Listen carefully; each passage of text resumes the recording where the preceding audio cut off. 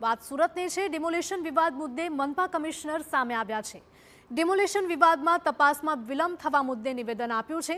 અમે સરકારી કર્મચારી છીએ, નિયમોથી બંધાયેલા છીએ તેવું મનપા કમિશનરે નિવેદન આપ્યું।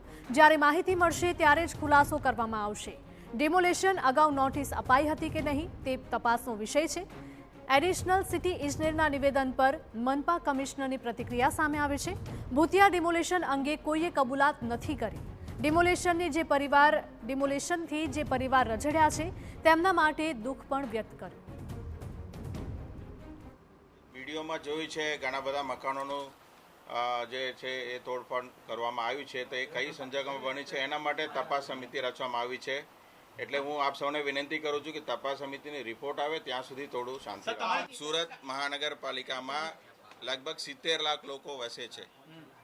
9 ઝોન કામ કરે છે, એની અંદર ડેપ્યુટી કમિશનર છે, ગેરકાયદેસર બાંધકામ અને ઘણા બધા જે રજૂઆત છે આપ સૌ પેપરમાં લખો છો, એમાં રોજે રોજ કામ છે આ બધું કમિશનરને પૂછીને ના થાય, પદ્ધતિસર અને નિયમ મુજબ થાય।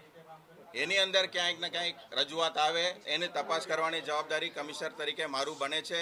એ જવાબદારી હું નિભાવ્યું છે।